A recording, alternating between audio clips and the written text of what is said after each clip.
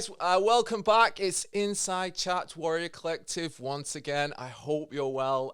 I'm absolutely stoked to announce who my guest is today. It is former WWE, current AEW superstar Malakai Black. Tom, how are you? You okay? I'm doing great, man. Thanks for having me. It's funny because I've been following your channel for a very, very long time, and yeah, it's interesting that we now get to sit and have a conversation. I think that's very cool. No, well, it's do you know what? It's really cool. And I was having a conversation, funnily enough, with a couple of teenagers who came to my gym the other week, and they were like, "Oh, Stuart, we know you've got a podcast. You should get on. You should get on Alistair Black. He's like got the best martial arts in WWE."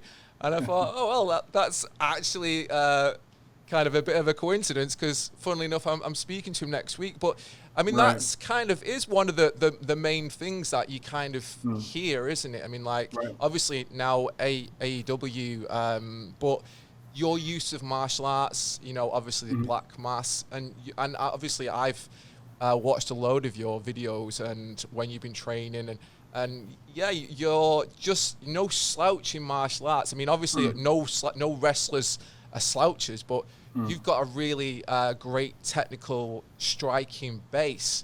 How long have you enjoyed that side of it? The kind of striking alongside the wrestling.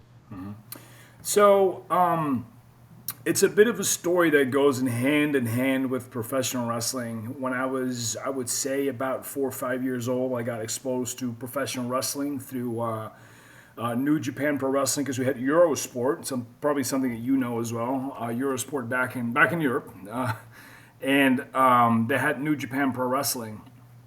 And in my 4 or 5 year old mind, watching that, it looks like two guys like fighting, right? And it's at the same time as I'm being exposed to movies like Bloodsport and Best of the Best.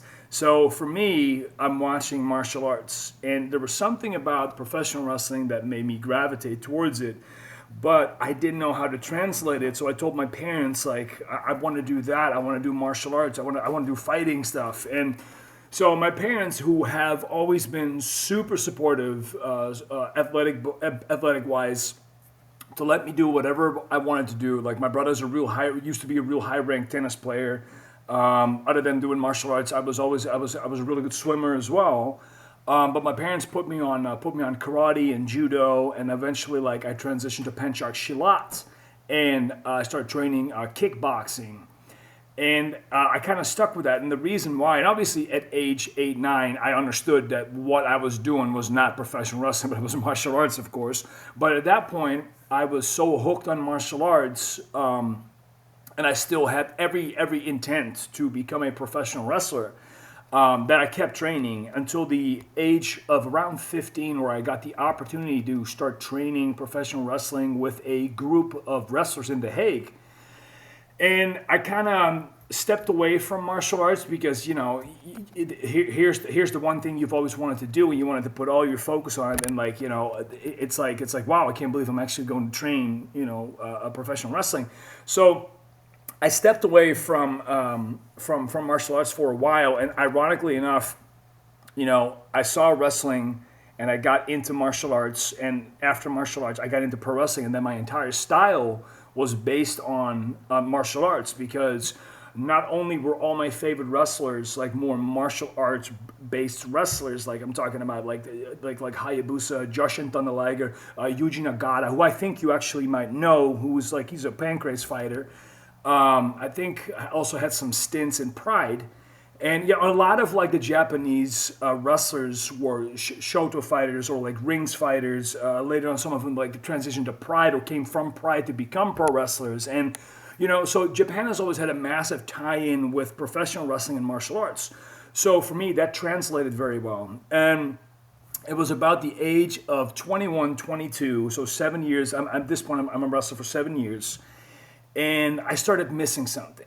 I started missing. I had my shtick. I had my routine. I had my martial arts move that I incorporated from martial arts that I translated, because you have to translate it, because a lot of the techniques that we do, you can't just like throw up elbows and like not expect like cut people open and stuff like that. So it has to be translated. So I was always very good at breaking my own techniques down and translating them into martial arts, but I could only go so far because I stopped training.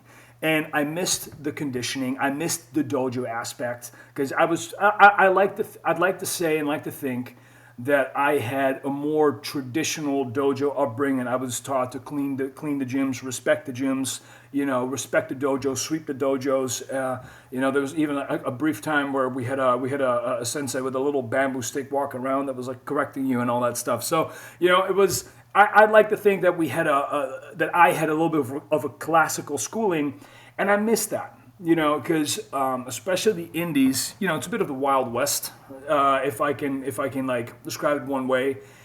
And so I started going back to back training, because I knew that my days on sparring and stuff like that, I just knew that with all the stuff I've done in ring, sparring used to get pretty intense.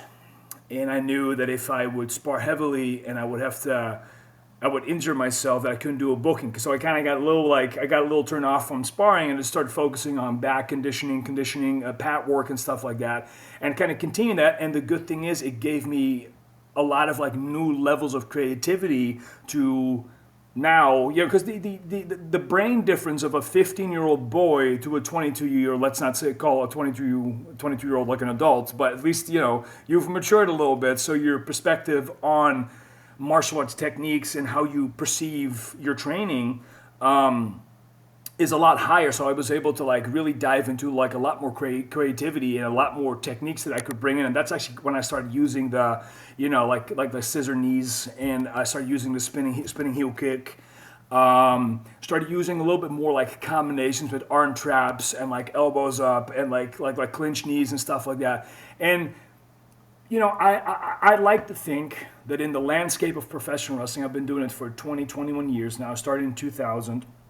I had my first match in 2002 in The Hague.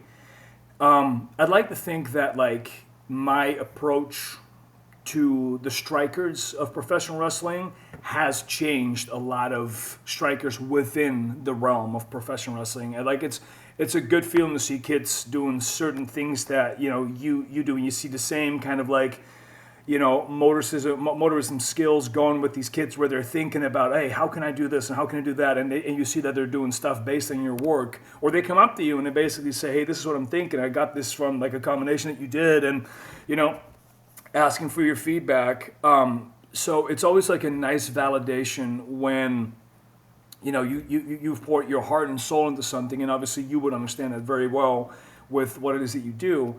And the size of your channel, the amount of people that come to you and flock to your channel, which I am a member of too, to kind of like get that validation from other people. And it's just a really cool thing that even now, after 20 years being 36 years old, I think I'm like in the peak of my career with all the knowledge that I have like obtained from wrestling in North America, Japan, all over Europe, the United Kingdom, Germany, Poland, Italy, all over the world basically. And being in a spot like AEW, like it just feels like this is where me as the individual, as like Malakai Black, can really come to fruition. And despite already showing the world what I was capable of, I feel like right now, because I've got so much more control, I can show you so much more of that martial arts-based thinking that I've implemented, that grid that I've implemented into professional wrestling, because I literally have like free range to do with my style what I want to do. Yeah, I completely agree. And going off what I've seen, I've seen it when people, other wrestlers, from around the world, they tag you in when they try, that something similar in terms of, the things that you do, like like a spinning hook kick. There was a Japanese, I think, wrestler who tagged you in, and it was a really nice spinning hook kick, to be fair. But yeah. Again, like you said, is this the young lady? Yeah. Oh, she's great. She is a badass. She is a Yeah, badass. She is like, that was a super clean kick. That one. oh, but such a good background, such a good base, so much training. Because again, like the Japanese like approach professional wrestling, very, very, very serious. And I'm not saying that the rest of the world doesn't, but there's like, and there is something about Japanese people and their discipline where you can write books over because it's so integrated in their society and into their culture. High level respect for anything that like Japanese people undertake, and especially in the form and the basis of martial arts, of course. And it's, I mean, again, going back, I mean, you talk about that traditional background. Now, people listening, watching this might not realize, especially like I said, I can't hear it in your voice, but obviously you're Dutch, you're from Holland, Yep. and one of the national sports is pretty much kickboxing. Yep. Dutch kickboxing, K1 kickboxing, Dutch, the reign supreme in some of the weight classes.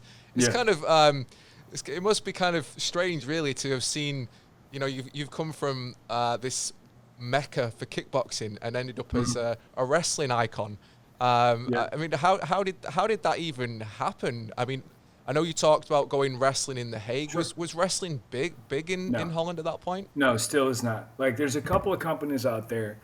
The most notorious one that I started myself with my buddy Tankwa in 2006 is Pro Wrestling Holland, which is more of an institute ran for like training. And, they're trying their best. But even with trying their best, like Dutch people, and they're very sober-minded, If it's not, and, I'm not going to say soccer, I'm going to say football, because, we're European, we call it football, If it's not football, if it's not kickboxing, if it's not like ice skating or cycling, we tend to not take it that serious. And, I think that when my time spent in WWE, you definitely saw a bit of a rise in like interest. Not much, but interest in professional wrestling in the Netherlands. Like the shows became slightly bigger. The interest was bigger. Like I definitely like, because I talked to my buddy Tankwa, who's a fantastic professional wrestler himself. Almost weekly, and he tells me that like the amount of people that apply for the wrestling school, have substantially grew, and they're all like, well, we want to just be like Tommy End or Aleister Black or Malakai Black, whichever, because for them it's like, well, we have a Dutch guy that came so far, and there's a couple of Dutch guys, including Tankwell, guys like Emil Satoshi and Jurien Simmons, who've definitely like gone up. They're definitely like known wrestlers throughout Europe or throughout the world. So as small as we are as a country, I always feel that we exemplify like power in the disciplines that we do, right? We're good at football, we're good at tennis, we're great at the Olympics, we're good at ice skating, we're good at cycling. So even something as wrestling, which might not be taken as serious by a majority of the Dutch people, we're still good at it. We'll still make sure that we can put a stamp on it and say like, hey, we were here too. You know what I mean? It's something about the mentality of Dutch people, I guess. So, but as you're saying, like growing up in that in that early MMA, it's Showtime. Back to early like late '90s, early 2000s, free fights. Galas, as we used to call them, because we didn't even call it MMA, we called it free fights. Thinking about guys like Hans Nijman, Dick Vrij, Bob Schreiber, Yuri Mess, Tom Haring, and the list goes on and on and on. Gilbert Eivil, Melvin Manhoef, all these like legendary fighters, that like helped shape. And like I know I'm missing a bunch right now. I'm missing guys like Ernesto Hoost. And all these, and I hate it that Bert Jacobs Jr. There's so many of like the Dutch MMA, the Dutch martial arts, kickboxing, and even Muay Thai fighters that like helped shape what the Netherlands in a relatively small time frame, like basically the 80s to like now, like helped shape the landscape of professional wrestling, even as far as like going into Japan with guys like Bas Rutten and Dick Vrij and Hans Nijman, from the Vathorst, all these guys that like helped shape like even like MMA in Japan. So we have like our fingers kind of like all over the world. And I'm always very proud of that, to like, not in the sense of martial arts, but being able to carry a part of those martial arts within my professional wrestling as a Dutchman onto, American national television and stuff. So, it fills me with pride that we're able, as a small Dutch country, we're able to do all these things. Yeah, I mean, you mentioned a load of names I'm very, very familiar with, and like you said, it bet would you be, are. it would be very difficult to name all those, all the Dutch that have been integral. It's huge history. Yeah. I mean, for yourself, going back in those early days of wrestling, like I said, in Europe, in the UK, in Scotland, in the States, in Japan. Was the WWE, or was it? It would have been maybe WWF at one point during that period, wouldn't it? Maybe, I'm not sure what the time frame is before it was WWE.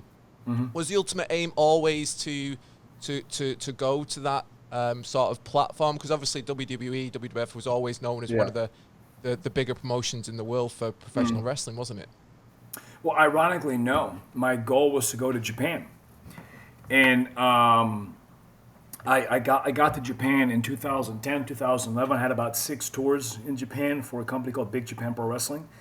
I still have some bucket lists left in Japan. I want to go to New Japan, which is arguably the biggest company besides WWE and AEW. They're a huge company.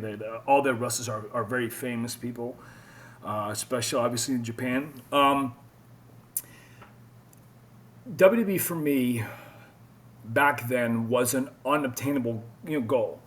I was 180 pounds at best, at about 6 foot, close to 6'1". So lengthwise, okay, but physically I've never been like a specimen. I've never been very like impressive, and it wasn't until like about 2011-12 where the WWE started changing their approach to how they had their schooling. So they're, and they came up with NXT, WB NXT, which was like WB Next.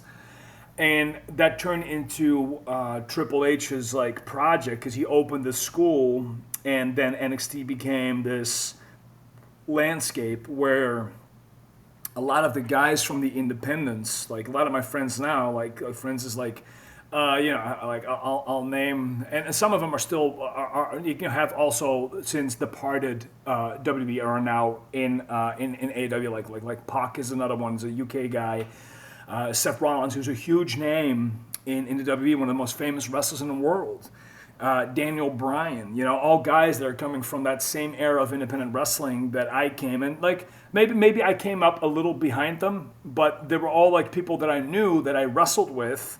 Or had close ties with, that eventually went to NXT, and from NXT went up to the main roster, and the rest is history. It wasn't until then that I started thinking, like, would it be possible? Because they were employing like smaller guys. All of a sudden the landscape changed, because you have to understand, back in the 80s, 90s, these guys, like, they were hiring 6'7", 300-pound like monsters, and I think throughout history and throughout time, the appeal of that changed, and I think the health perspective behind it became different, and it was more approachable. And I think also throughout MMA, where you had guys like, McGregor and Nate Diaz, that were smaller guys, but they became the main attractions, it became more acceptable and more approachable for guys that that were athletes, but weren't necessarily bodybuilders, for lack of a better term, physically, right? And not that any of them, not that these gentlemen ever physically looked bad. It was just they were more, normal is maybe not the word, but they were more approachable in terms of like what you would see on a regular basis versus, like I said, the 300-pound, 6, 7, 9% body fat kind of guys, because they're freaks in nature, and that's something that will always be an attraction in wrestling, because you need that. That's what wrestling's based on: attraction, like a spectacle. That's what we do. But it wasn't until then that my gaze kind of went like, well, would it be possible? And actually, of me thinking, would it be possible? Within the span of a year, I got an email from, hey, William Regal is trying to reach out to you through a mutual friend. And I had a call with William Regal and with Kenny and Seaman, who at the time was the talent director of NXT. They flew me into Manchester. And I was pretty much signed because they already said as I came in, it's like, no, you don't have to worry about a damn thing. But hey, just go out the ring and like talk to some of the people, do some of the drills. We just kind of want to see what how are you with other people? And yeah, at the end of those 2 days, which were, in my opinion, were a lot of fun. I look very fondly back to those days of I wouldn't want to call them tryouts, but they were tryouts for a lot of other people. I looked at them very fondly. And my whole time in WWE, I look back as very fondly, even despite the last 2 years weren't like the best of my career. They were still beneficial. They still gave me a lot of room to think, and they propelled me to become something better and something bigger, and like prepared me for this spot that I have now with AEW. And yeah, again, very thankful for everything that WWE has done for me and what it has taught me, and like the trainers that I've had, and but yeah, it definitely wasn't like my starting goal. I definitely did not become a wrestler with the intent of I'm going to go to the WWE or WWF at the time. You know what I mean? Yeah, no, I mean, I understand completely. It is, now you've kind of mentioned it, I kind of, I kind of see that. It's almost like with UFC and different promotions in fighting sports, introducing different weight classes, isn't it? It's almost like it's a similar sort of thing. Is actually, we're going to introduce some lighter weight classes, so it's not just concentrating on a big heavyweight. And obviously with Japan, Japan's always historically, as you know, had a massive pro wrestling kind of audience alongside its big fight promotions like K1, Shuto, and so you must have a big fan base in Japan. How do you like spending time in Japan then? How long have you spent there over the years with the tours? I'd say about like 6 tours spent over maybe 2.5 years. So every like 2 or 3 months we would go to Japan for a little bit. Sometimes 2 weeks, sometimes 6 weeks. It kind of depended on what the company wanted from us and how fruitful the tours were. So when I got to Japan, we were very well received, but we were also very unknown. I think now it would be very different. Interestingly enough, there's a female wrestler in WWE named Asuka who always tells me that you have a really big fan base in Japan. People would love to see you in Japan because of your style and because of your look. So let's hope that in the future when I do go back to Japan, that comes to fruition, and I hopefully be welcomed back in Japan, because like I previously said, it's definitely one of my one of my returning goals to now get to like New Japan and start like working for New Japan, and just at age 36, like I think I will always have something to prove. I think every athlete does, but there's a difference between being young and hungry and being older and wiser and knowing how to prove yourself versus how do I do all this and give me a chance, because I've had my chances and I've had my shots and I've knocked them out the park. So there's a level of comfort, there's a level of like confidence that I have where I know that I can do this with wrestler A or this with wrestler B, and you know what I mean? And that's kind of what it became more for me of like bucket list matches. So yeah, like I said, let's hope that if the opportunity arises again and I go back to Japan, that what Asuka said actually comes to fruition. So you've had a really exciting debut in AEW. Yes. Obviously, for anyone who watched it, it's it doesn't get much bigger. How much of a kind of, I guess, decisions do you get into the development of your character, your style? How much input do you have in that sense? A lot. Also, like I said, I'm tried and tested. Like, they know what they get with me. And I pitched an idea to Tony Khan.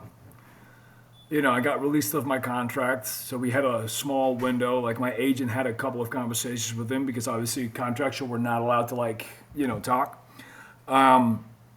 But when the time was right, I said, look, this is the idea that I have. This is what I wanted to do. And he just was like, wow, that sounds amazing to me. I said, like, give me 3 months. And I pulled it off in 4 weeks. So, he was very happy. Fans were very happy. The office was very happy. TNT was very happy, the network. And, ever since, we've just been kind of building on that little mountain that we created. And, I'm very thankful for AEW. I'm very thankful for Tony Khan. I'm very thankful for this locker room and, the veterans that we have there. And, excuse me. It's been a great ride. Like, I genuinely can say that mentally, this is probably the best I've ever felt mentally in wrestling. Like, because it's a very, very, very draining process. Wrestling is mentally very taxing. It's more than just 5 to 20 minutes that you see on TV, the glamorous like promos and the crazy matches and stuff like that.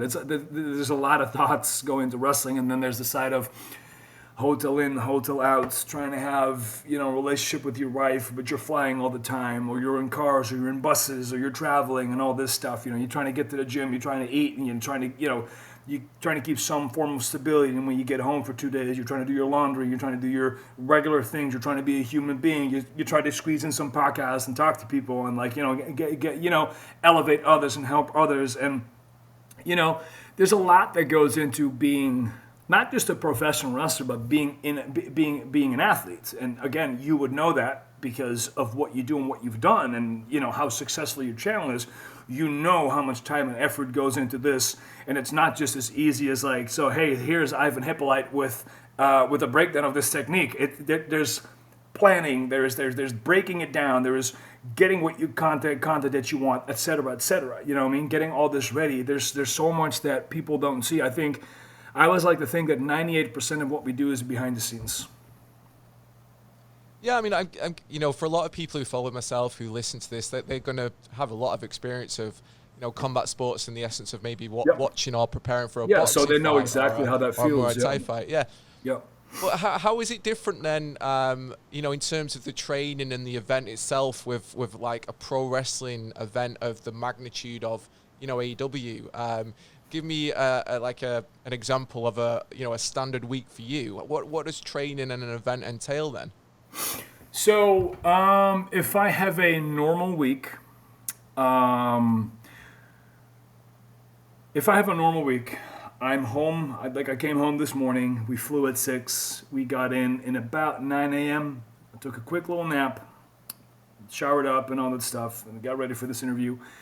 My wife's flying out again tonight because she has to go. My wife is still with WWE, so she has SmackDown tomorrow. I have a small injury right now. Like I hurt my knuckle last night. I have tomorrow morning. First thing I'm gonna do is I'm gonna wake up around 7. I'm gonna head to the gym. I'm gonna do my cardio because I probably can't hold weights for a little bit. I'm gonna do my cardio, get my cardio work in. Then I have physiotherapy. Then I have 2 interviews. Saturday I have to pick her back up. We'll go to the gym, cardio, and whatever physical stuff that I can do. Hopefully that tomorrow my physiotherapist with dry needling and whatnot can get the swelling out. It gives me a little bit more mobility. Then Sunday I fly to LA. I have a signing in LA. Then I fly straight back, so it's a 6 hour. So I come back Monday morning about 2-3 in the morning.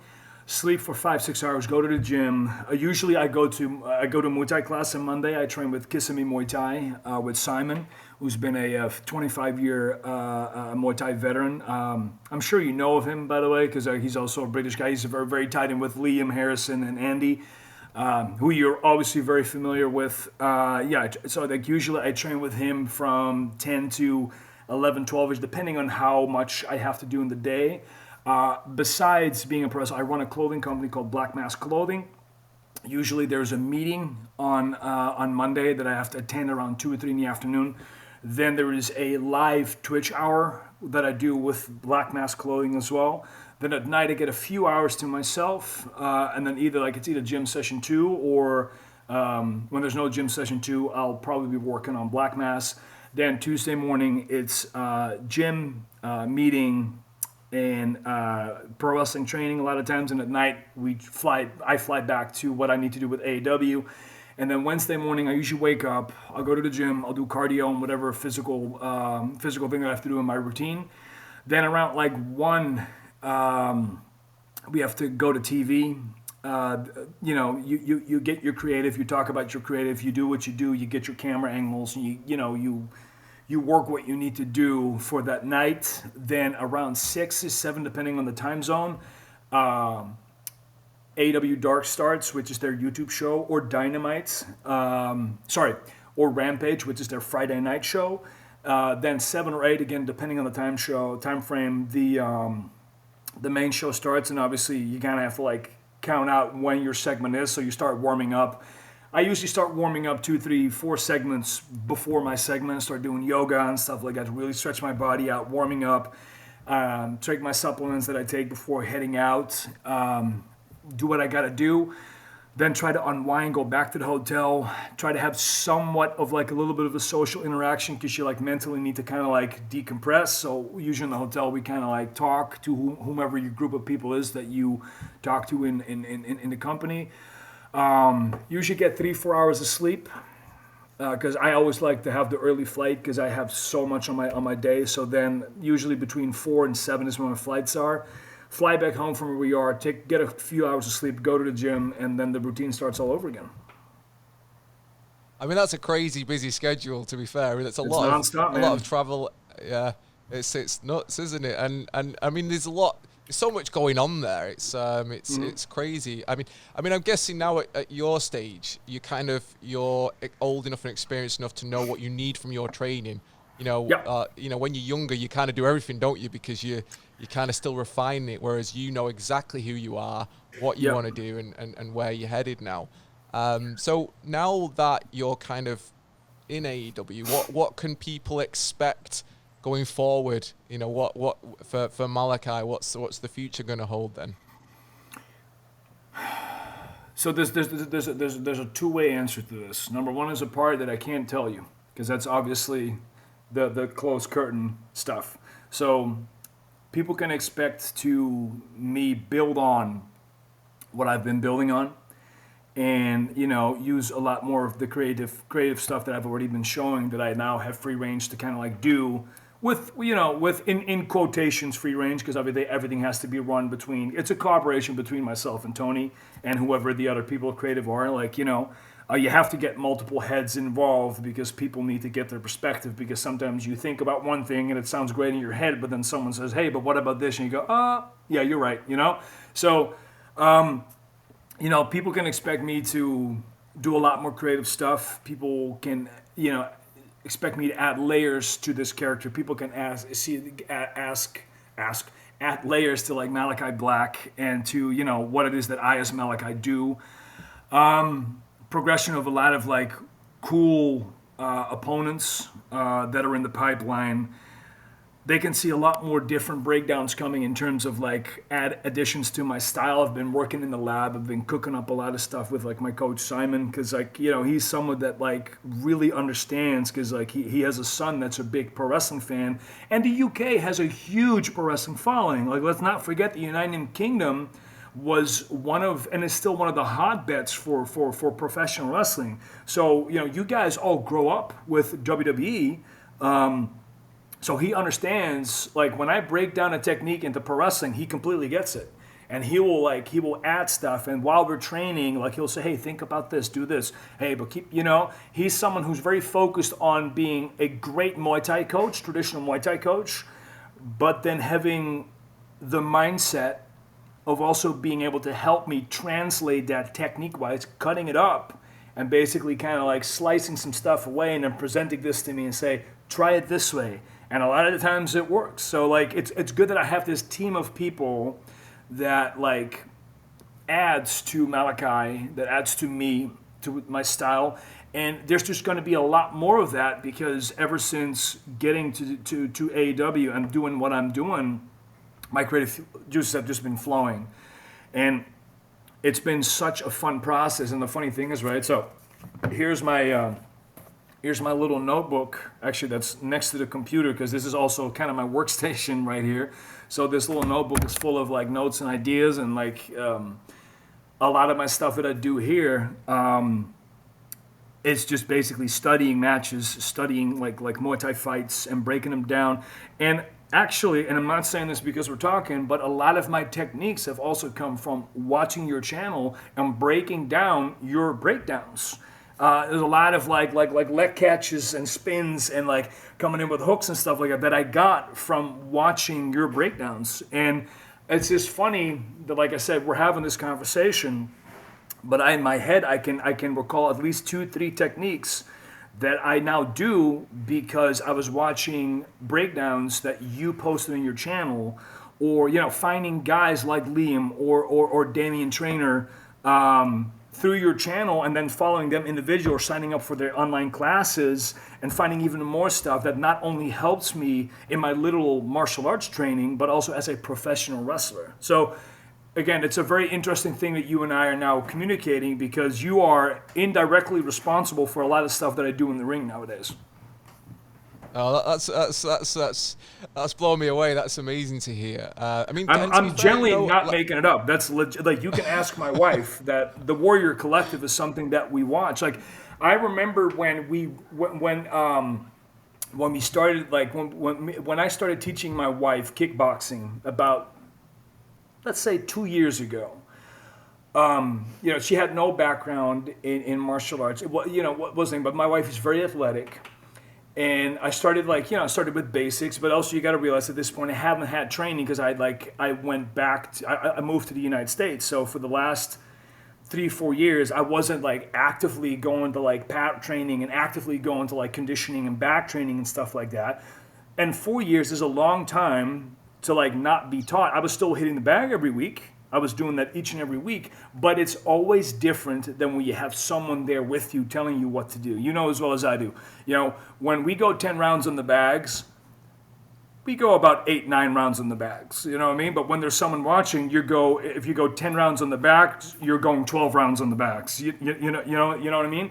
So I started teaching my wife, and she got really, really good at it. And a lot of times, I would, in the morning, because we had every Monday and Tuesday, we would have back training and pat training for at least an hour and a half. And I would sit, because I have a gym at home, I would sit at my TV and I would like grab one of the combinations that you featured on your channel, and I would write it down 1 or 2 ways, and I would like either tweak them a little bit to make them a little bit more easier for her, or even easier for me, because the stuff that you guys pose are like super high level fighters, and I'm not a super high level fighter. So I'm an enthusiast. You know what I mean? I would never put myself up to the standards of someone like you, who has dedicated his entire life to like martial arts. I do too, but in a different way. I've dedicated my life to professional wrestling by being a martial artist. There's a difference there. So I would never put myself in the part. So sometimes I would have to like dumb down the combinations so that I had to take a step in between to get to the combinations that you guys were presenting. And sometimes I could just take the whole combination, and we would train them with we would start with a little circuit. Then we started breaking down the technique for like half an hour. We would even if it's as simple as a 1-2 with the hook.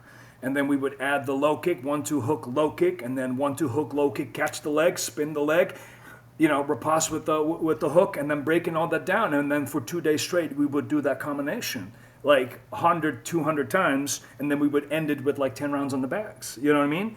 And again, it's funny that you and I are having that conversation, because that's a lot how I got more of my insights and how I wanted to like add to my style, and then like starting training with Simon and with with Andy and stuff, it only added. And that's when I knew I needed to go back to Muay Thai training.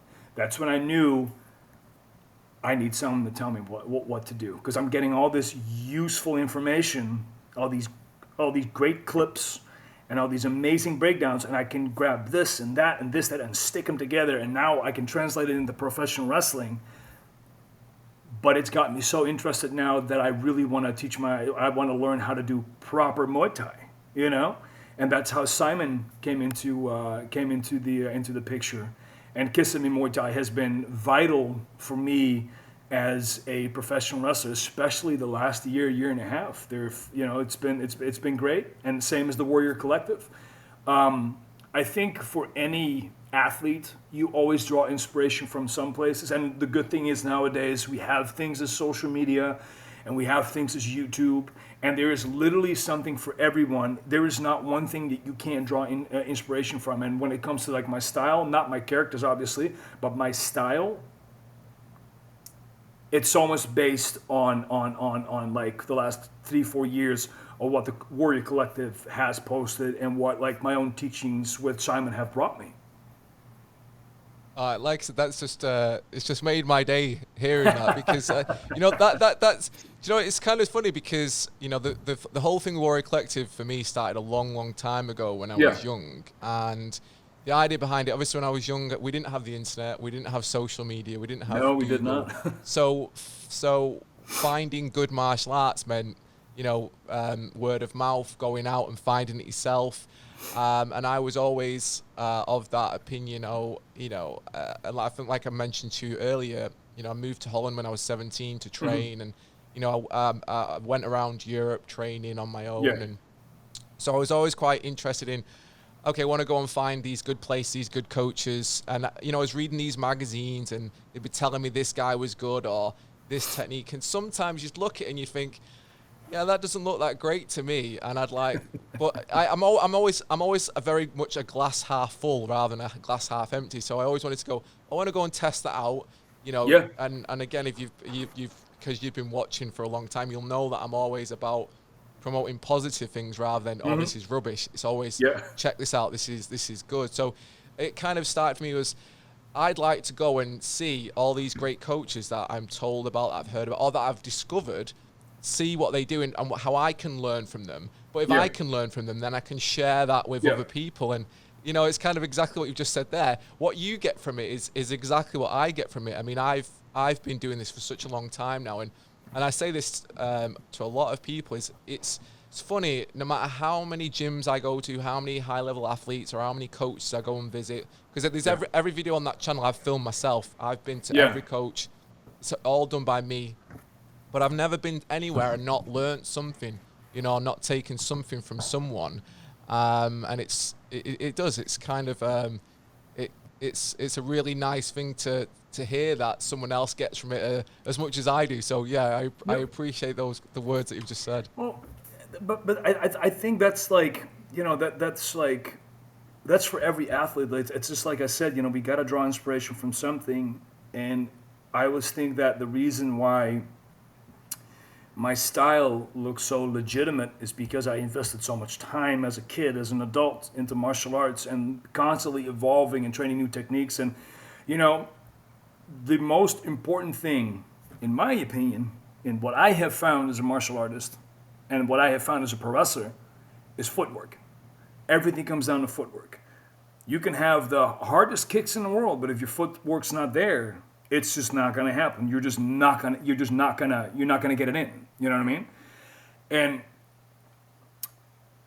my footwork, because I was a martial artist before being a professional wrestler, is what made me the wrestler that I am today, and has my style. So for me, it was only making sense that, you know, I had to keep coming back here.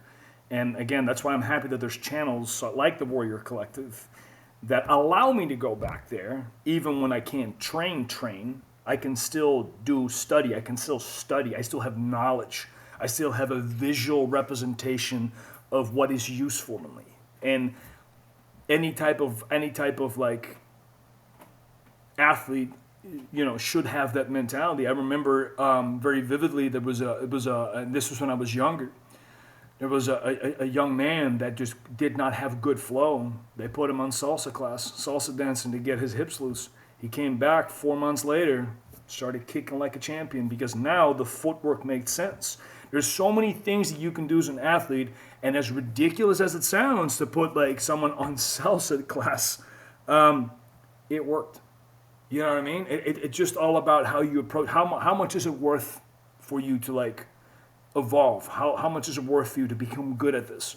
Are you willing to do things that might seem outlandish because what you're about to do, and if you get truly successful in it, you have to do outlandish things. I say that when a cat jumps up, you know, it's just it's good that we have places like the Warrior Collective where we can draw inspiration from. And I'm sure that certain people who are listening to this, there's a reason why they're listening to this. And maybe some guys in here are high level football players that like to hit the pads because it gives them more dynamic, explosive power for their shots and for their kicks and stuff like that. And I think that's how a genuine, true athlete approaches anything. Nothing that you can do that would help your craft would be too high of a risk or too high of a, I'm not going to do that. That makes no sense for me. You know what I mean? And again, that's why I'm glad that there's stuff as the Warrior Collective, because it helps everyone. No, I agree completely. You've got to evolve, and you've got to look to keep moving forward. I mean, if we go back to you a second, what you mentioned before. I mean, when we talk about your creative side, I mean, this is the clothing, isn't it? The Blxck Mass is your brand, isn't it, of the clothing? Yeah. And I really like your look. The whole, you've got the way that you approach that. How did that come about then? The clothing brand, was it just a natural progression, or was it something you always had an interest in? Because you do. I mean, that's it. You not only do you have your own style as a pro wrestler, but you have your own kind of, this is definitely you in terms of your clothing, your look, and and what you like to do in that sense. So when I was younger, and it's no surprise to anyone, I had a couple of interests. Skateboarding was an interest. Alternative music, so metal, hardcore, thrash metal, black metal, that was all me. The occult, I still do to this day. I have a huge interest in the occult. I find it fascinating, all these like different religions and views, and paganism from like back centuries ago. And like, I find the history of the world very interesting. The dark side of history, the dark side of humanity. Like, I've always had a fascination for that. And then in combination with tattoos, especially traditional, neo-traditional, and world religions. And Blxck Mass, for me, is just another outlet to have a creative side of me getting fulfilled. I always say I will never put anything on a t-shirt that I wouldn't wear myself. And that's why I wear my own stuff, because I like what we bring out. You know what I mean? And even though the style, even from what we started with, which was a little bit more of the nihilistic, grittier black metal stuff, and then like thrash metal stuff, has evolved to where we're a little bit more like occult street fashion, and we have a little bit more colors now, where we almost kind of go into like skateboarding culture, which is again something that was a huge interest for me as a kid, that we now translate to through the lens of like clothing. And I started about 3 years ago with Bobby Shubinsky from Blackcraft Cult. Well, Blackcraft Cult is basically the largest alternative clothing brand in the world, and Bobby is a huge wrestling fan, so he contacted me. He's like, "Hey man, how would you feel about doing a t-shirt together?" And I'm like, "Yeah, fuck yeah, man, why not?" And we called it Blxck Mass, and the first shirt that we did was called The Root of All Evil, which was my nickname in WB, and was also the name of my theme song. And that shirt did so well that Bobby's like, "You want to do another one?" I'm like, "Yeah, man, why not?" And then the second one we did was like Devil's Blood, and it was my tradition, like my respect of bands is like Dark Throne and like more like black metalish kind of bands, and that one did really well. And then he was like, "Hey man, like, I know you come up with all this stuff. Do you want to maybe, I don't know, try something, bring out some items?" And I was like, "Yeah, why not?" And then like it kind of started progressing, and then I got like my own little page on blackcraftcult.com, like I said, Blxck Mass, and there was like 5-6 different shirts, some jogging pants, like a hoodie, and it started growing and growing and growing and growing to the point where Bobby was like, "Man, your clothing brand does so well. I think we should try to like separate them and actually becoming a clothing brand." I'm like, "I'm up for it." So, I made the whole thing legit. I made a company called Blxck Mass LLC. And we separated from Blackcraft Cult, but still having a firm arm around them. We were just kind of like, "Guys, we got to stand on our own feet." And we started this we started Blackmass.com, and one of my guys that used to do my merchandising on the indies. Give me 1 second, Thea. Can you stop him because the audio is polluting?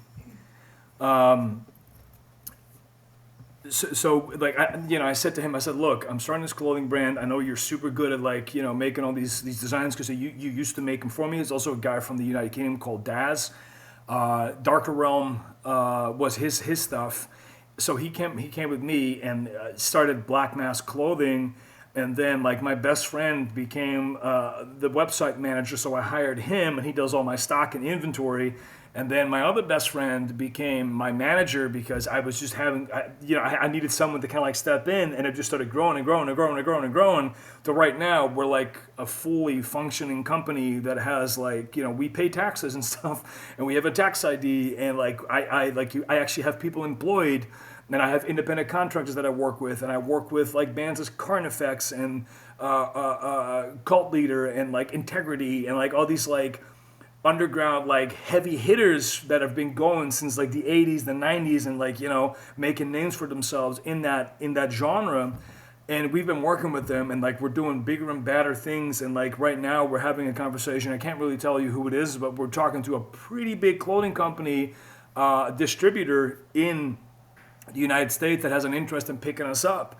So what actually started as like a fun little project where I can kind of get some creativity out aside from being, what I am on TV, it turned into this full-fledged company that I now work with some of the coolest photographers in the world, being able to provide income for my friends, for like my closest friends, having some of, in my opinion, the best designers that like this world has in terms of like guys like Scarborough Tattoo and Das from Darker Realm, and Eric from Venzela Designs, who works independently for me as well, that we have so many like cool things and cool projects going that, sometimes I'm like, where's this going? You know what I mean? But it's the same as like my wrestling career.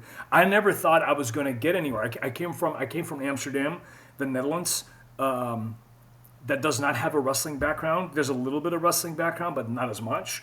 Like I said, sober-minded people, wrestling is not a big deal there. And I got to where I am now, and the same kind of happened with the clothing label, where it kind of went from like, hey, yeah, let's do a shirt. Let's do a couple of shirts. Like, how would you like to have your own label? And I'm like, okay, cool.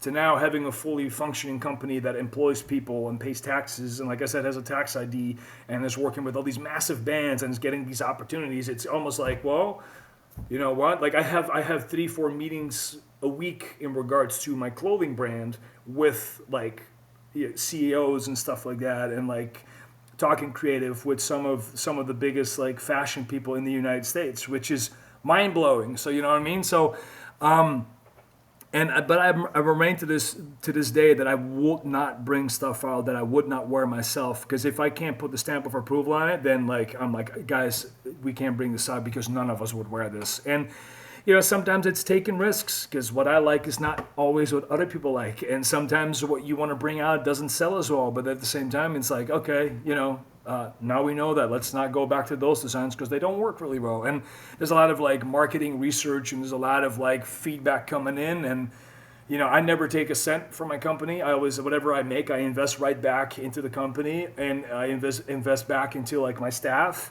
Because this for me is like a really fun outlet, and we'll see where it goes. It might all go up in flames in the next 2 years. I don't know. It might also still be around in the next 10 years. I don't know.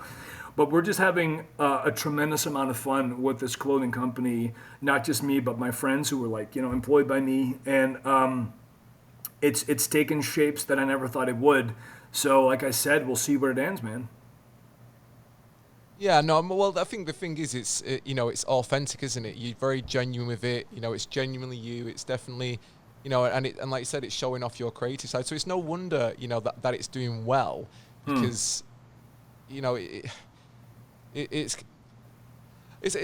sometimes it's not, like you said before, if you're authentic and you kind of, this is what you really love, you'll do it regardless of what anyone else thinks. And that sometimes is just part of it, is just keeping going and just putting it out there. And then you'll find other people who love it just as much as you do. Like you mentioned before about watching the videos. It's the same thing when you're producing your clothes. They're going to connect, and people are going to go, oh, that's really cool. And also with your platform, it's kind of, I guess, again, it's a way of showcasing your character, your creative side, and Yeah. people kind of buying into that. But it looks amazing. You know, like I Thank said, you. I really like it. You know, I love what you're doing with it. I mean, that's what you think as well. You're always involved in exciting projects, and that kind of brings me quite easily to the next one. You just got picked up. Is it Hayabusa that sponsored you recently? Is that? Yeah. Yeah. Is that what? I mean, I've seen a couple of kind of cryptic posts, you know, where you've talked about doing something more involved with, and I'm kind of like, I'm trying to read into it, and I'm like, I bet I've got it wrong, and it's like, so what is it I mean, is it something you can share now? Yeah, absolutely. What's So the ideas with the plans with that? I'm creating a web series called Throwing Hands With. And I like when Hayabusa started sponsoring me, I said, look, I travel a lot. I can't guarantee that I can have something for you each and every time I travel, but once a month, once every 2-3 months, I want to bring out a web series that I just filmed yesterday with CM Punk called Throwing Hands with CM Punk, where me and Punk sit down and we talk about martial arts, and we show a little bit of training. We went to like Rufus, you know, the famous gym, and we did some training. We did a little bit of pad work with Rufus and in his gym. Great gym, by the way. A lot of champions coming out of that gym. Like a lot of UFC guys, a lot of Bellator guys, a lot of like high rank collegiate wrestlers, and like all around and stuff like that. And we did some training, and we sat down. We had a really good conversation, to the part where we had such a good conversation that even my brain started overshooting the conversation. I couldn't find the connection point anymore between like the point that I was trying to make, because we were having such a good talk, and we got so excited talking about martial arts and like Muay Thai and like his background, my background, and like we had just a really good talk. And the funny thing is, like, I've met CM Punk once before, and it was just in passing more. But this was the first time him and me actually sat down, and we have a lot of similar ways of thinking about wrestling and how we approach wrestling and how we view life. And I'm not going to say that out of one conversation, you we know each other. We don't, but that's good, because the stuff that we do connect on was right there in that gym, was putting either 10, 12, 14, or 16-ounce gloves on and hitting pads, and like being involved in martial arts, and finding something in martial arts. And we had a really good conversation, and we had a lot of fun that day, and I made a lot of new connections and contacts. And and I got someone as legendary as Rufus to like hold pads for me, and like a guy who's done so much in martial arts and has been trained and involved in the sports so incredibly long. Again, are things that I never thought I would do, but then I get an opportunity like Hayabusa saying, hey, we're fans of you, and we know that you use Hayabusa gloves. We would love to sponsor you, and we would love to sponsor Kissimmee Muay Thai too. And they didn't want anything in return, which I thought was wild. Like, hey, share our Instagram posts, or, can you do this? And I'm like, yeah, that's super easy. You sure you don't want, So then I started thinking, there are so many professional wrestlers that have an MMA background or do something in martial arts, and whether that is karate or judo or kickboxing or Muay Thai or full-blown like MMA, there's people that have a story, and they all have their own legitimate reasons as to why they do martial arts. Why don't I talk to them about it? And maybe sometimes some episodes will just be me going into the local gym and talking to the local people and saying, hey, why this place? And like what are you getting out of it? And what does martial arts mean to you? Because it means something different to all of us, but at the end of the day, there's a thread that we all have, and that's that common love that we have for this. And I want to explore that. I want people to like see it, and hopefully get inspired by seeing the local gym and seeing this guy from the local gym that is now having his first UFC fight, or going to Bellator, or like going to some high-ranked, going to Thailand, and going to train into like a Thai camp and stuff like that. And like it inspires someone 5, 6, 7, 8, maybe 44 years old to pick up the gloves and go do it. You know what I mean? Because that's the beauty about martial arts. It doesn't matter how old you are, there's something to do there for you. And I want people to find that. I want people to listen to that. I want people to listen to to the journeys, because if there's one thing we don't do anymore in this society is listen to each other. So, and that's kind of the message that I'm trying to convey, that there's people that have really good stories. And it's not always as simple and cut and dry as you see a person. And just because you see an exterior layer that you know something about this individual, you might be surprised. Oh, that series sounds completely up my street. I think that you'll sounds like amazing. it. You know. Yep. Oh no, it already sounds like it's my sort of thing completely. It sounds amazing. I mean, I'm guessing as well. You know, with all the travel that you do and your massive history, in wrestling. Mm-hmm. You've got a contact book. A lot of wrestlers all around the world for you to utilize on your travels, to speak to and get their insights, as well as, like you said, no matter what area you're in, there's always a gym, isn't there? There's always a martial arts. Typically, there's always a martial arts place wherever you go.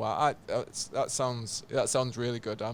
So where will that air? Is that going on YouTube? Where's that going? Yeah, I think so. I'm either gonna make a channel, or I'm gonna like my wife and me have a YouTube channel that we've had for a while. We haven't really done much with it now because things happened and we kind of had to put our attention somewhere else. I'm also thinking about maybe I'll just put it on my Instagram account. I don't know. Maybe I'll make a separate YouTube channel. I don't know. But I'm sending all the information to Josiah Williams, who is an editing guy for me, who is a fantastic videographer, and I couldn't bring him with me, so I had my wife film everything. And in the future, I hope for him to come with Josiah to come with me, so that we can because he is the real wizard behind all the cool videos that you sometimes see on my page, because he's super talented. And some of the stuff you see on TV is him too. And I'm trying to do it like I said, it might be once a month. It might be once every 2 months. There's no set date of hey guys, every 2 weeks, here's the next drop. You know what I mean? I can't guarantee that. Not with this schedule. Because there's going to be moments where for 3-4 weeks on end, I'm just traveling and training and traveling and training and doing TV and doing matches and going to a live and going to a signing. You know what I mean? It just goes up and down and up and down. So whenever I get an opportunity like I had, yesterday, everything lined up.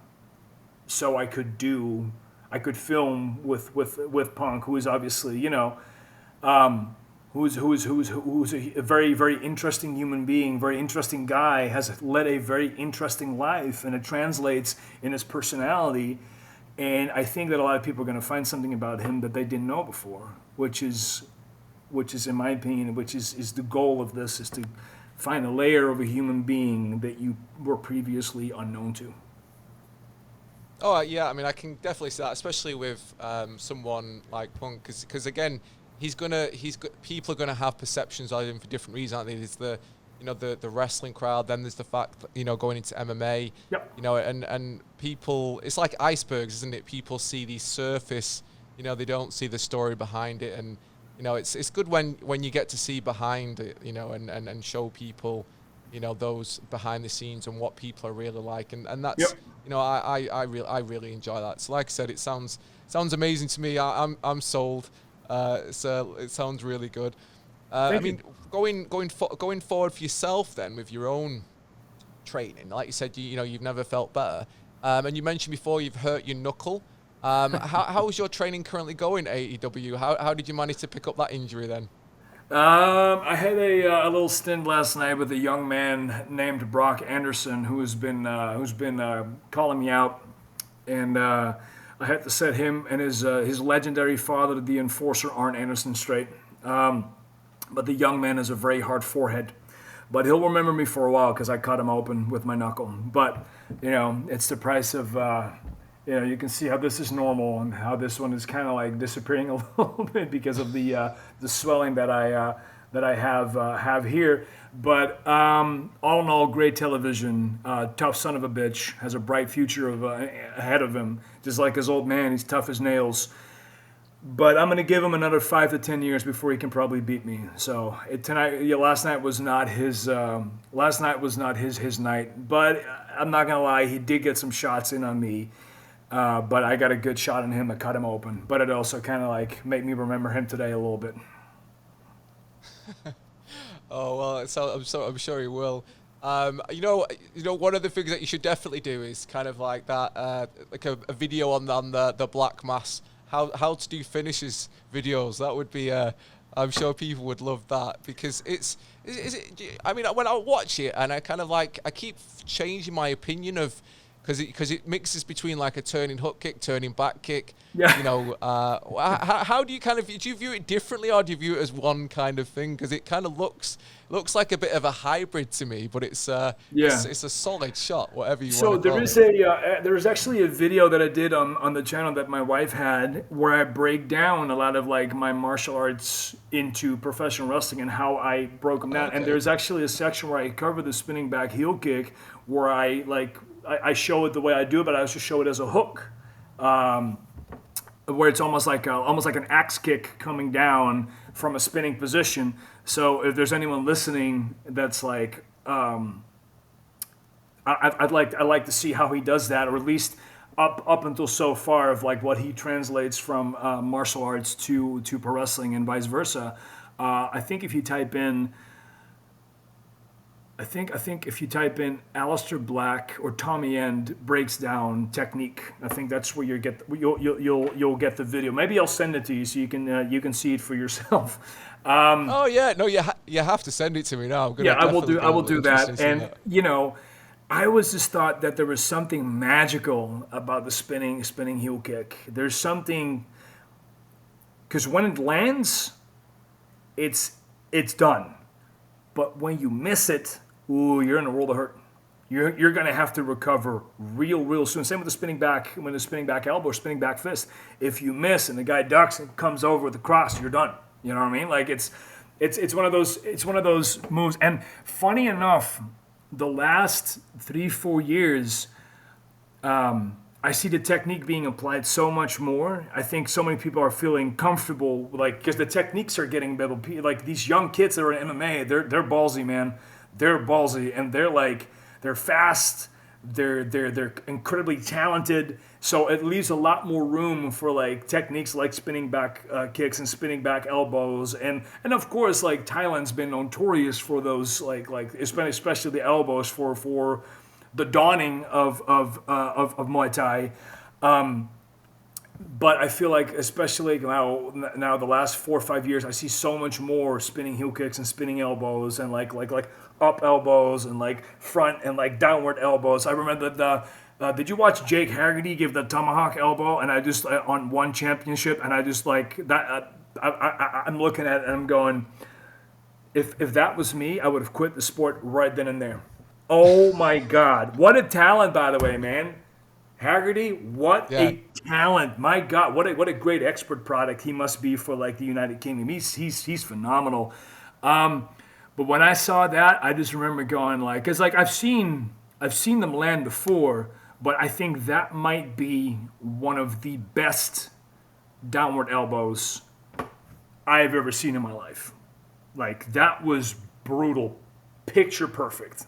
And that's what I'm saying. Like a lot of these like younger guys that are now coming up, and even though Jake's been at it for a very long time, like it's like now where you see these like companies like One and companies like, and not necessarily Glory, because obviously they don't allow for elbows and stuff like that because it's kickboxing, but you see these young fighters, man, and they're so dynamic, they're so dangerous, they're so fast. So all these like techniques that were quite rare are becoming more and more like, they're coming to the foreground, and like they're taking risks and they're faster, and like because the training evolves, like the outside training evolves. So I when I started doing the spinning heel kick back in like 2008 2009, I just thought it was a magical move. I still think to this day it is one of the coolest techniques that martial arts has. The spinning heel kick. I just think it's cool. Same with axe kicks and front kicks. I just think they're such a cool part of martial arts, because they're kind of outlandish. Like seeing someone getting dropped with a front kick under the chin. I just think that's that's an outlandish technique, and if you hit it, it's just beautiful to watch. So when the time came for me to kind of like evolve back in 2008 2009, that was one of the first things that I like started putting back into like my training, was the spinning back heel kick and translating it into professional wrestling. Oh no, it's amazing. I mean, like going back to Haggerty. Like Yeah, I've known Haggerty, I've known him for years, and he's always been a talent, you know. But you ridiculous. know, I think people underestimate him because the part of London he's from, and he's a good-looking kid, and he's only young. But he's a cold-blooded killer, and I remember one of the first times I met him many years ago. I was filming with him and his coach, Alan Yeah. Kettle, who's a very famous British coach, and Yes, yes, yes. uh, and Yep. and I saw John was on the bags and just messing around, and I'm like, this kid. I mean, I've been to many places, I've seen many fighters, and I remember thinking that this kid's a talent. Like, Yeah. you know, he's got like some power for his weight. His kicks are sharp. He's, you know, that elbow that you talk about. But he's also got this killer teep. You know, Yep. it's kind of like his front kick is just Yeah, it's again, he's just disgusting. he's yeah, and again, I've spent time with him on the tube as we've gone back and forth to the gym. You know, he's at the gym all the time. You know, he's going to the gym, coming home, going to the gym. He's doing all the right things, and you know, it's paid off for him. I mean, he got the title at one championship off Sam A, who's Yep. a legendary fighter, very early on. I mean, obviously Rodtang took it, you know, but Rodtang and Haggerty are You're both talking new about Raw generation. Tang. There's no Yeah, yeah, shame in yeah. losing to Both. him. That's No, another no, and animal. they're both the same age. They're both young. They're the next generation. Yep. You know, and you're like thinking, wow, like, you know, it's crazy. But no, you're completely right. No, I agree completely. The new generation are very creative, Yep. and those like John, like Rod Tang, who are putting the work in. You know, they're standing on the shoulders of who's gone before, just like the previous generation did. I think, Yep. you know, you've obviously got your generation standouts, but you know, each generation evolves that little bit and changes the game. And you know, we can always look back with rose-tinted glass and go, it was tougher back in my day. But there's some serious talent in some areas at the moment, and yeah, it's definitely Haggerty and Rod Tang are two great examples Yeah. of that. Well, I mean, sports That evolve. It's what they do, man. yeah. It becomes quicker and violent. Like if you look at wrestling from the early 80s, which is one of my favorite eras of wrestling alongside with the 90s, and if you compare it to now, you know, techniques have become dangerous, more aggressive. And, you know, so, like, I'm a firm believer that the old school will apply forever because it's more basic and we need basics. If you don't have basics, you're not going to get there. And the same applies for martial arts. And sure, it might be faster, more ballsy, crazier, different techniques, more complicated, more like influences from different sports being meshed into one. You can't go wrong with the basics, man. I train basics more than anything. I will stand doing jabs on a bag or on a pad hundreds of times in a row. A simple 1-2 with the hook and a low kick. Simple as it is, I'll do it 100 times, over and over and over, moving forward, moving backward, pivoting, pivoting, pivoting. You know what I mean? It's just stuff that I just keep doing because it's effective and it works. For me, you know, that's what it is. You know, it's that essence, it's that core that you continuously need to engage in order to understand the next layers of your structure that you're building. I mean, when we go back to what you said before as well about kind of like the pro wrestling and the injury that you got just yesterday. What's because I had a conversation earlier on, funny enough, with one of the top stunt men in the States, and he was telling me about these injuries that he's had doing stunts. What's been the worst injury you've had? Because again, I think pro wrestling must be one of the riskiest sports going. What's the worst injury that you've had then All over right, your years? so prepare to flinch because this is a bad one. This is one of the worst ones you'll hear in sports, especially because you're a male. About 3 years ago, I want to say even maybe 2 years ago, 2019, June 2019, July 2019, around that time, I was working a fantastic wrestler by the name of Tommaso Ciampa back in Las Vegas, and we had a live event. Great match, great talent, awesome crowd. In the opening 3 minutes of the match, there's a part where I'm on the turnbuckle when he comes running towards me, and he's what we call a crotch. So he slaps my legs separate, so I hit the turnbuckle basically If this is my middle part, this is what happens, right? But I know how to catch myself.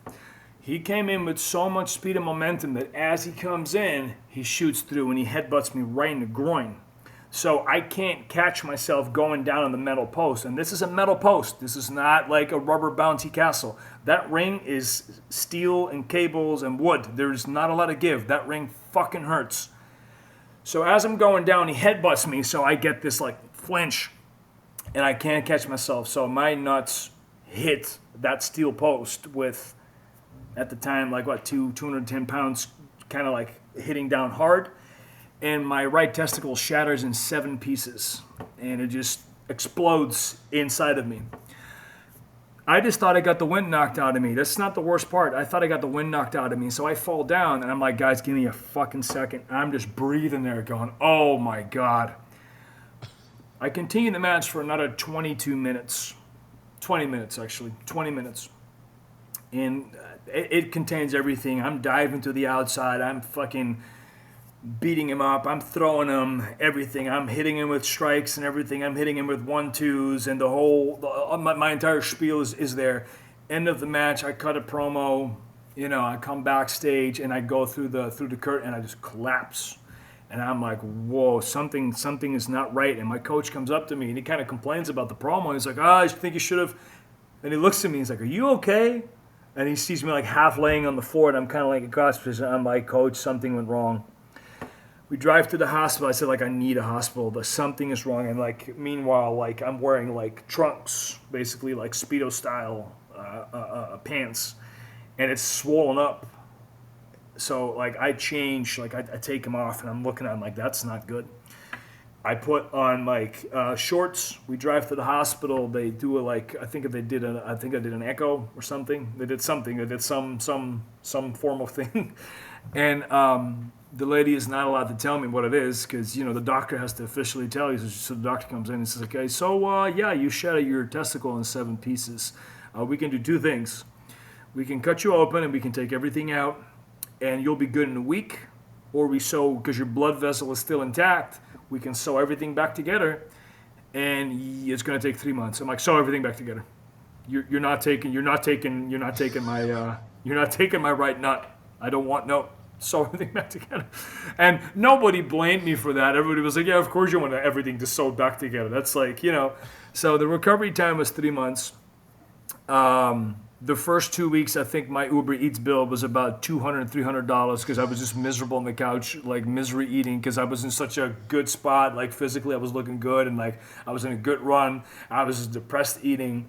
Finally got back better, got back on top. WWE covered it perfectly with an angle between myself and another fantastic talent by the name of Johnny Gargano with who did it, murder, kind of like who attacked Aleister Black in the parking lot. Very dodgy parking lot. A lot of stuff happens in an NXT parking lot. And we covered it with that way, and we had a fantastic angle coming out of it. But it was it was definitely the worst injury I've ever had. And I have snapped tendons. I have broken bones. I have like tore muscles off my bones and stuff like that. That right there, worst injury of my life. Hands down. Knock on wood, because I don't want to have another one. But yeah, I was about to say that will make you flinch, that one. Yeah, it doesn't sound that great. I'd be. No. Let's hope that's the peak of the injuries, and everything else is just going to be. Oh well, look at it's not as bad as that. Oh, that's not pleasant at all. Oh God. It's one of those things. Whenever you talk about stuff like it kind of makes you kind of wince and you think about yourself. But yep. Yeah, I definitely wouldn't want that at all. So what's the future then? So obviously you're in AEW. You've kind of you've got Blxck Mass, and have you got anything now that where you want to go, the bucket list, what does the future hold? Yeah, there's always goals, there's always bucket lists, there's always stuff that you want to do, and I keep that to myself because I'm a bit of a superstitious person when it comes to that stuff. I like to keep that stuff inside because I feel like if I throw it out in the universe, it either comes right back in my face or it's not going to happen. there's always bucket lists. There's always goals. My entire career, I've been making goals after goals after goals. I went from wanting to do this small thing to obtaining that small thing to wanting to wrestle in Germany, winning championship in Germany, winning a championship in Germany. I wanted to go to Japan. I got to Japan. I wanted to go to North America. I got to North America. I wanted to win a title here, won the title there. You know what I mean? So you always kind of like keep on piling up and like making goal after goal after goal, and what the future completely like obtains, that's for everyone to see and watch, man. No, well, I kind of I'm excited to see where it goes then. Me too, man. So Tom, I'm so thrilled to have had you on. I've taken up a lot of your time. I know from what you've told me now how busy you are. I don't want you kind of missing sleep and flights. Well, no, but like, so the next meeting is lined up in the next 10 minutes. So, we're just going to go from one thing and right into the other thing. So I'm going to like, after this, I'm going to grab a quick meal and then prep for the next thing. That's just how it is. But like, I love it, man. It's part of the lifestyle, because you also have to realize one day all of this is gone. One day, and I'll say fame in quotations, because I don't consider myself to be a famous person. I think I'm known within the boundaries of people that follow what I do, which is quite extensively, but I wouldn't want to call it fame. It's and fame is relative. I don't think fame means anything. You know what I mean? But one day, all of this is gone. So I'll take good use of everything that I can do, and I want to be able to go and, like, when I'm 50, 60 years old, if I ever get to that level, I want to be able to say, you know what, I lived crazy for, out of my 30-year career, I had 15, 16 years of just madness, you know what I mean? Jump in, jump out, did this, did that, accompany this, talk to this person, and this, like, going, because I don't want to live in the idea of, like, ever having to regret something. It's like, oh, I should have taken an interview of, you know what, if I would have done this, then maybe it could have led to, I don't want to live with maybes and regret and all that stuff. So I prefer doing it this way, because it gives me a lot of fulfillment. No, I agree completely. I'm all about the experiences and the meeting up with people and learning things and speaking to people and going places, and that's the stuff that money can't buy. Yeah. And that's what you kind of that's what you don't, that's what you take advantage of, isn't it? Yep. 100%. But yeah, no, it's been an absolute pleasure having you on. You've absolutely made my day with what you've told me, and I'm like super psyched to see where you go next. And for anyone listening or watching, make sure you follow Tom, Instagram, Malakai Black. Is the website's Blxckmass, isn't it? Yeah, it's Blxckmass, but it's Blxck Mass. So the black instead of the A is written with an X. Yeah, you can find me on Blxckmass. You can find my company on BlxckMass.com or WC Clothing on Instagram. You can find me under Tommy End. Well, it's the only one that has an official blue check. You can find my gym at Kissimmee Muay Thai on Instagram. You can, if you're around Florida or you're around like Kissimmee or Orlando, come get some training. It's a really fun gym. Great fighters, great attitude, great coach, lovely environment. Very secluded, very like family orientated. And you can find my wife on the Thea Trinidad. You can find AEW on TNT or AEW Wrestling. Come hang out, come watch a show, have some fun. You know what I mean? Like, we've had an awful year and a half. It seems that we're somewhat getting out of it with, digression.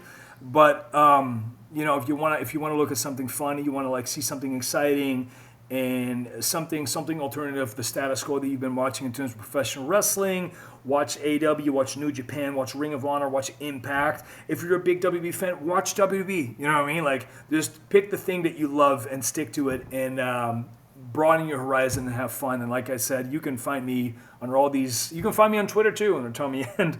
And maybe the next time around, when I do travel back to the United Kingdom, I can come over and we can film a throwing hands with Stuart, which might be very, very, very cool.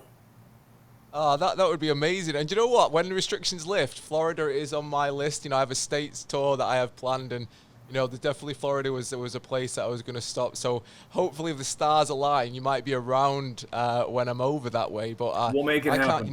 Travel for me has been one of the downsides that I've not been able to do. I get it. I mean, obviously with you as a professional athlete, it's possibly different for you to some extent, but for me, it's been difficult to do what I would normally do. So I'm definitely looking forward to those restrictions lifting. But I mean, obviously, everything you said there, the Kissimmee gym is, I've been looking at, and at first I was like, I don't know Kissimmee gym, and then I realised it's Simon Harrison who's coaching it. He used to be over in Leeds. I think Kat Von Tip, John Pop, and so they're all the guys that I'm close to. So I'll definitely be checking that out, and I'll be writing up everything anyway, so people can click on it. So if you're listening or watching, just click on the podcast links and it'll take you all to the right places. But Tom, enjoy the rest of your day. Don't work too hard, although I know, given what you've said, it's that's an impossibility. And like I said to you, I'm going to be sending you an early copy of my book for you to check out, and you can tell me what you think. Now that I know that you enjoy the coaching and the training side of it so much, I'm eager to hear what you think of that, because that is that's like a book version of everything that I've done, and there's a crazy amount of cool stuff in there. So definitely looking forward to hearing what you think about that as well. Will do, man. I thank you very much for having me and appreciate it. No, thanks, Tom. Thanks, guys, for listening, and I'll see you next time. Bye-bye.